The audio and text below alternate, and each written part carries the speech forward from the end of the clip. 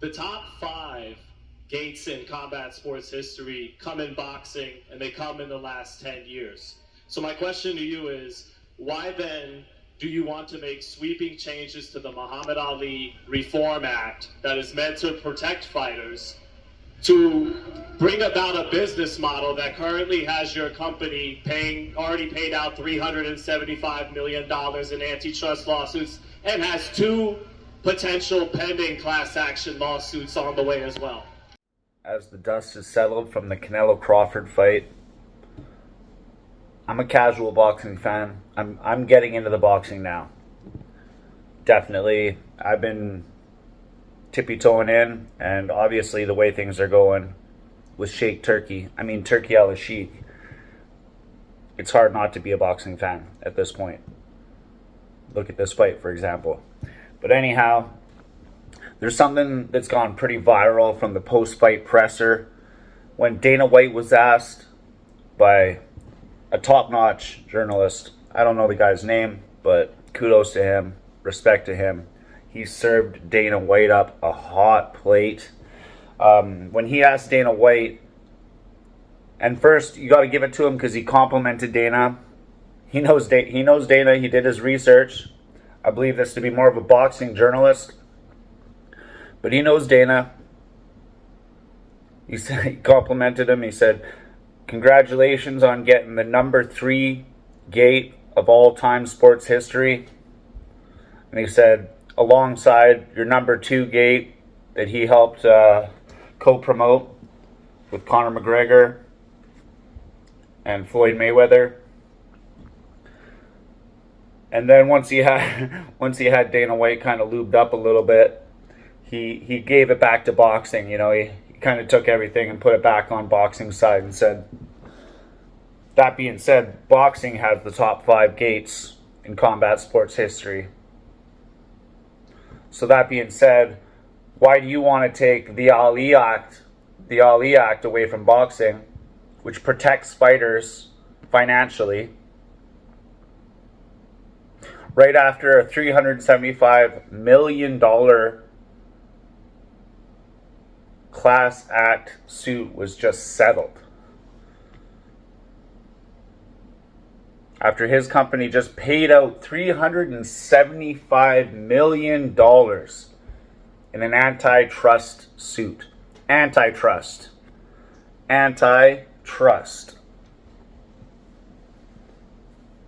2 more lawsuits pending apparently too. I wasn't aware of that. I had heard something about that, but there's more coming apparently. And yeah, so when he was asked about that, Dana White just crashed out, basically, as you kids would call it nowadays, which I don't really understand because, well, I guess if you're crashing a car, whatever. When I think crashing out, I think going to sleep. But he lost his shit a little bit. He lost it. He called the guy an asshole. Said he was showboating. Said if he wants to ask these kind of questions, he can set up a one-on-one interview with Dana White. He says, if you want to be an asshole, we can do it in private, he says. Interesting. Because everybody's been wanting somebody to ask Dana White this question as soon as we heard about this Ali Act bullshit. Everybody. But Dana White has a spear, not a sphere. A spear of protection, because like when everyone's talking about the spear after Noche here, everyone kept saying spear. It's not a spear, it's a spear.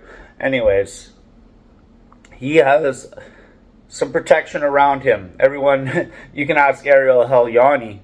He'll tell you that, you know, the UFC community of reporters and media is a tight-knit group, and it is somewhat controlled and navigated by the higher-ups of the UFC, believe it or not. You can ask Ariel Helwani, he'll tell you. But yeah, they don't have that in boxing. I don't like too much of Ariel's videos, but he did a good video on this too. You can check it out. And yeah.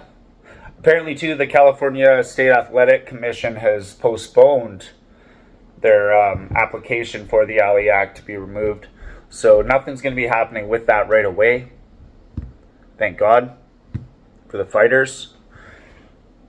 And as soon as I heard about that, the lawsuit was still going down. I mean, it hadn't been settled yet, I guess, which would have been, which, I don't know. Either way,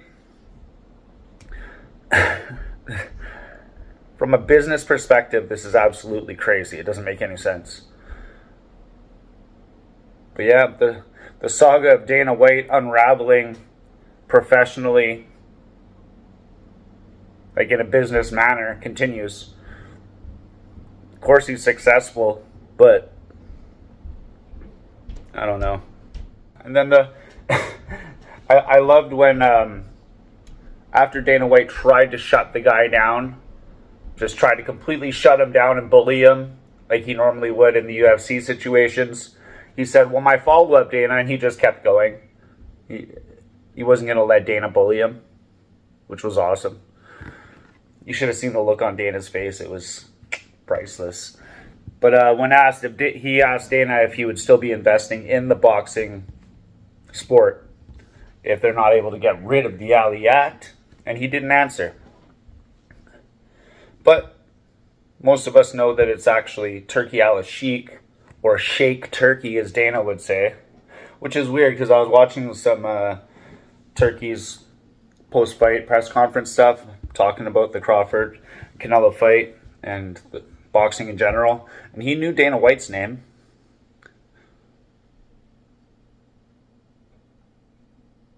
After hearing a little bit of Turkey, honestly, his English is pretty good, and he's kind of seeming like he might be a little bit of a better promoter than Dana White, which I didn't see coming. Yeah. And that being said, Turki says that moving forward with these big boxing events, he's going to be offering bonuses for KOs. That's some shit that we do like. And you can imagine that Turki Al-Sheikh, or Sheikh Turki, it's not going to be no $50,000 like Dana White pays out. They're all making money. They're making money. But let the fighters make some money too, right? What are we doing?